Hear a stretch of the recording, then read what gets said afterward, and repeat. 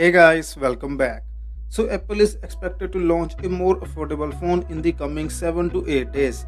I mean to say it's going to launch in mid-April according to leaks and rumors, but keeping in mind that the world is in the midst of pandemic, the launch date and its rumored April 22nd shipment date could change.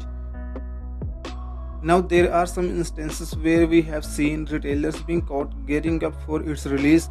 Specifically, JD.com has created a product page for the device, which it refers to as the iPhone 9.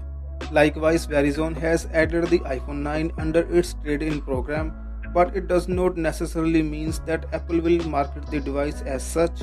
On the contrary, this device is all but confirmed to be named the iPhone SE.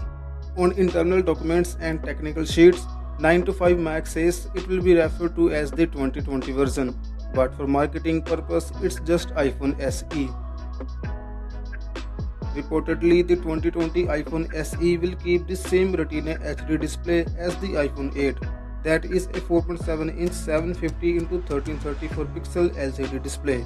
Having said that, it will still have plenty of modern features including True Tone and wide P3 color profile.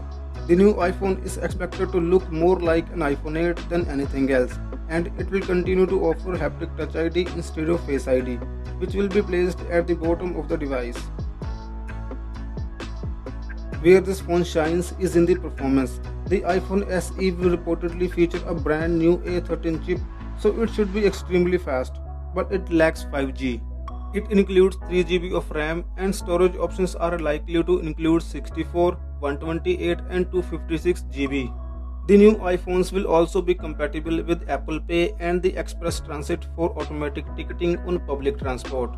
According to leak iOS 14 code that was seen by 9 to 5 Mac, the code reportedly revealed it will also be able to scan NFC tags in the background, which is something the iPhone XR, XS and iPhone 11 are capable of doing. Since the iPhone SE is expected to be modeled after the iPhone 8, we expect a similar setup with single 12-megapixel camera on the rear in the order to keep the cost low. Multiple rumors have indicated that the upcoming iPhone will feature a $399 price tag, which would make it the most affordable iPhone Apple has released since 2016.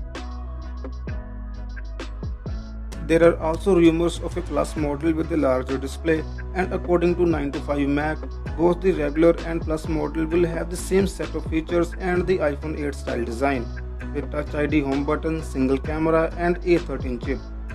So that's it for today guys. I will be updating you once we have more information. Thanks for watching. See you in the next one. Peace out.